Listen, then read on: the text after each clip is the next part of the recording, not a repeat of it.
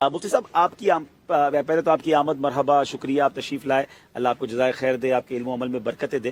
سیدنا صدیق اکبر رضی اللہ تعالیٰ کے بارے میں بہت کچھ آپ سے جاننا ہے۔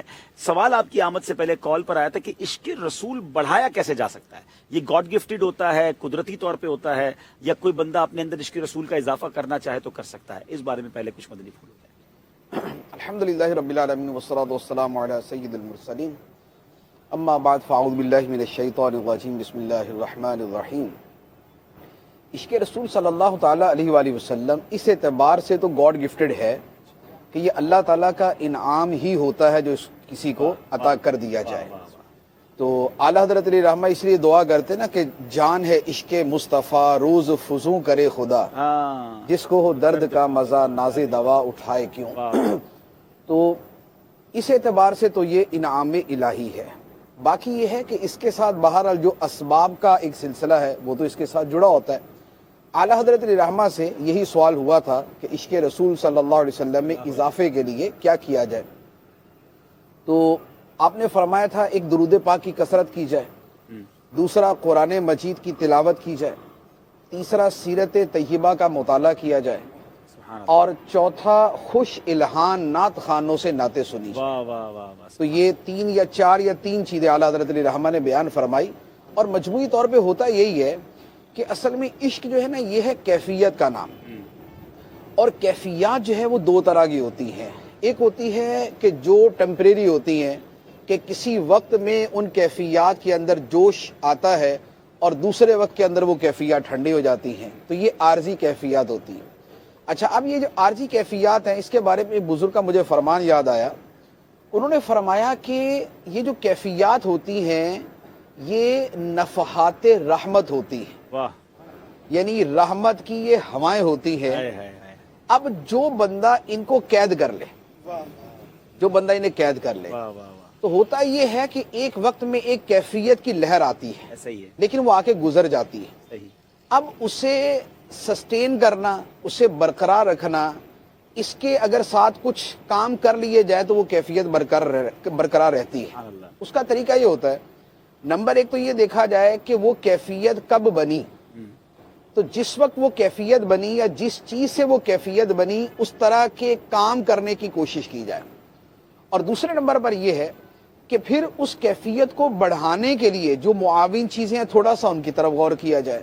جیسے ہوتا یہ ہے کہ عام طور پہ کیفیت بنتی ہے جب بندہ نبی پاک علیہ الصلوۃ والسلام کے فضائل سنتا ہے یا نعت شریف سنتا ہے، تو اب انہی چیزوں کو تھوڑا سا تسلسل کے ساتھ کرے، نمبر ایک۔ نمبر دو یہ ہے کہ اس کے ساتھ کسی پریکٹس کو جوڑ دے۔ پریکٹس کو جوڑنے کا مطلب یہ ہے کہ آدمی جیسے درود پاک کا معمول یا سیرت کا معمول یا قرآن پاک کی ان آیات کی تلاش کے جو نبی پاک علیہ الصلوۃ والسلام کی عظمت و شان سے متعلق ہے، یا ایسی کتاب کے جو اس موضوع پر ہے، جیسے صحابہ کرام کا عشق رسول کتاب ہے، یا جیسے شفا شریف ہے، یا شمائل ترمذی ہے، اس طرح کی کتابیں ہیں۔ اچھا، یا پھر ایسے بیانات کی ایک سیریز ہے، جیسے شفا شریف کا سلسلہ بھی مدنی چینل پر موجود ہے، یہ شمائل شریف کا بھی سلسلہ موجود ہے۔ تو یہ والی چیزیں جو ہے نا یہ روزانہ کی بنیاد پر کرے، اس میں گیپ نہ آنے۔ ہوتا یہ ہے کہ جب کسی شے میں گیپ آتا ہے نا تو وہ کیفیت ہمیشہ نیچے کی طرف جاتی ہے۔ اس کیفیت کو باقی رکھنے کا طریقہ یہ ہوتا ہے کہ اس کو مسلسل جو ہے نا وہ تھوڑا سا ہوا پانی روشنی جو ہے نا دیتا رہے، تو وہ درخت جو ہے نا وہ تر و تازہ بھی رہے گا اور پھلتا پھولتا بھی رہے گا۔ اچھا، ایک چیز۔ دوسری چیز یہ ہے کہ دیکھیں بیسیکلی ایک حال ہوتا ہے اور ایک مقام ہوتا ہے، یہ صوفیہ کرام کی اصطلاح ہے۔ حال کہتے ہیں ایک کیفیت آئی اور چلی گئی، مقام کہتے ہیں کہ جو کیفیت بندے میں ٹھہر گئی یا بندہ اس کیفیت پہ ٹھہر گیا، یہ حال اور مقام۔ اچھا، حال جو ہے یہ کبھی بھی ہمیشہ ایک طرح نہیں رہ سکتا، اس نے بدلنا ہی ہوتا ہے۔ لیکن جب وہی حال مقام بن جاتا ہے تو مقام بننے کی وجہ سے اب اس میں وہ جو ایک جس کو کہتے ہیں نا کیفیت کا شور وہ نہیں رہتا، کیفیت کا شور وہ نہیں رہتا۔ بندہ یہ سمجھتا ہے یار میرے اندر وہ وصف نہیں ہے، حالانکہ ہوتا ہے۔ اب اس کی مثال سیدنا صدیق اکبر رضی اللہ تعالیٰ عنہ سے میں ایک پیش کرتا ہوں۔ آپ کے سامنے ایک مرتبہ کچھ لوگ نئے مسلمان ہوئے اور وہ تلاوت قرآن کر رہے تھے، تو تلاوت قرآن کرتے ہوئے نا وہ رونے لگے، اور ایک جیسے نا ایک کیفیت تاری ہو نا، کیفیت تاری ہوگی۔ سیدنا صدیق اکبر رضی اللہ تعالیٰ عنہ نے فرمایا، اب جو آپ نے فرمایا نا اس کے دو مفہوم ہیں، ایک آپ کی ذات کے اعتبار سے ہے اور ایک اس کا حقیقت کے اعتبار سے۔ صحیح۔ صدیق اکبر رضی اللہ تعالیٰ نے فرمایا کہ شروع میں ہم بھی ایسے ہی روتے تھے، قرآن پڑھتے تھے اور ہم بھی ایسے ہی روتے تھے، اللہ، لیکن پھر ہمارے دل سخت ہو گئے، تو سخت دل کو رونا نہیں آتا۔ اچھا، اب یہ تو ایک عاجزی والا معنی ہے کہ آپ نے یہ فرمایا کہ اب ہماری وہ کیفیات نہیں رہی۔ دوسرا یہ ہے جو علماء نے اس روایت کی شرح میں فرمایا ہے، وہ یہ فرمایا کہ اصل ہوتا یہ ہے کہ کیفیت کی ابتدا یہ ہمیشہ زور شور سے ہوتی، واہ، وہ ایسی ہوتی ہے کہ جیسے آبشار ہوتی ہے، اوپر سے جب پانی گرتا ہے نا تو وہ شور کرتا ہے، ٹھیک ہے، لیکن اس کی مقدار کم ہوتی ہے۔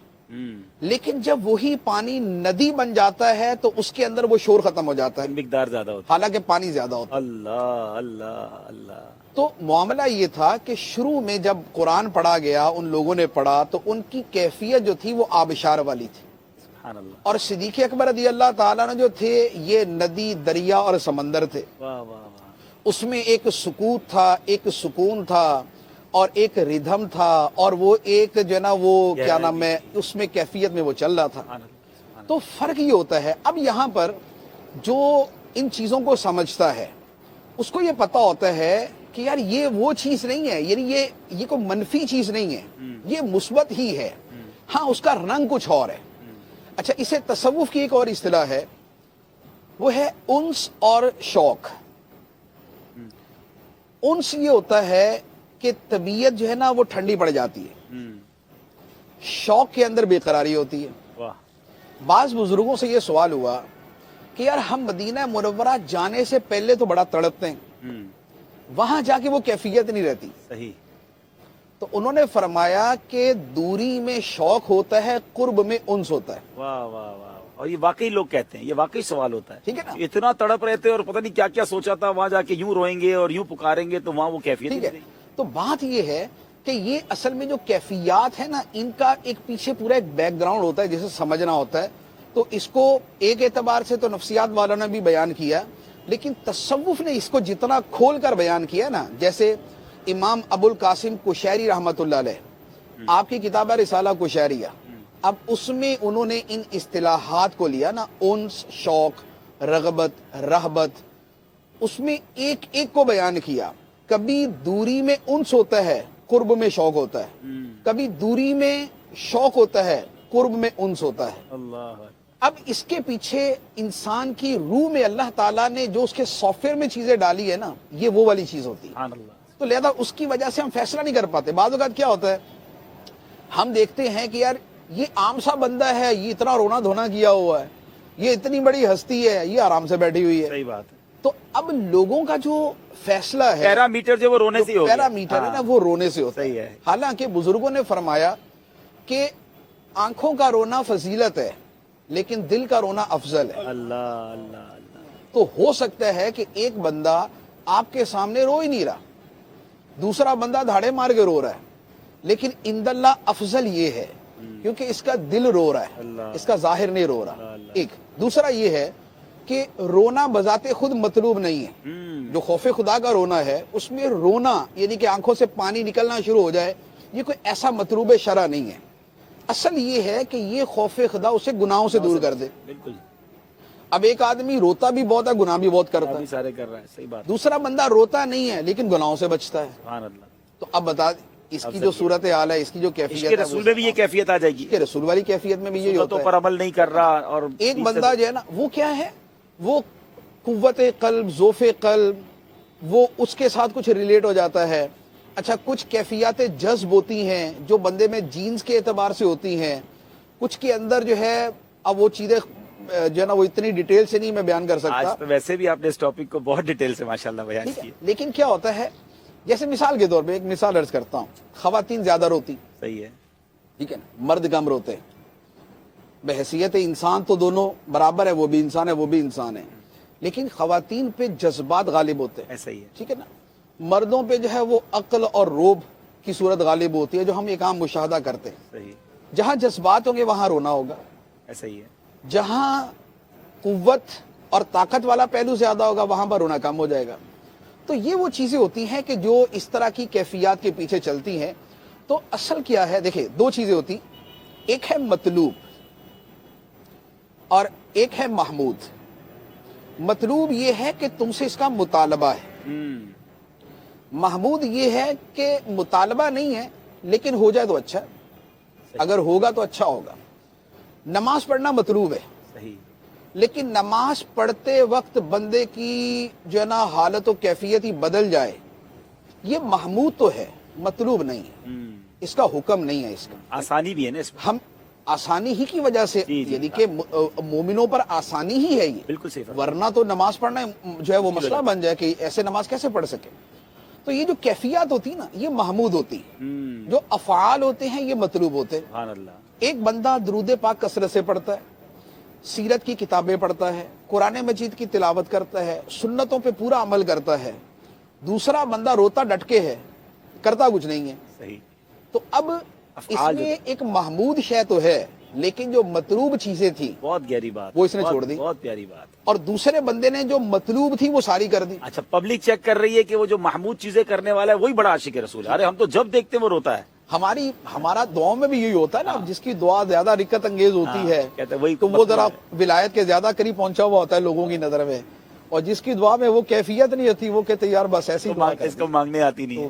اللہ اکبر. آج ناظرین شاید یہ ایک سوال کے جواب میں بہت سارے مدنی پھول آپ کو ملے ہوں گے. آج مفتی صاحب ہمارے روف پر آئے ہیں تو آپ کی فیلنگز کیسی ہیں، کچھ اس بارے میں بتائیں کہ آج ہم نے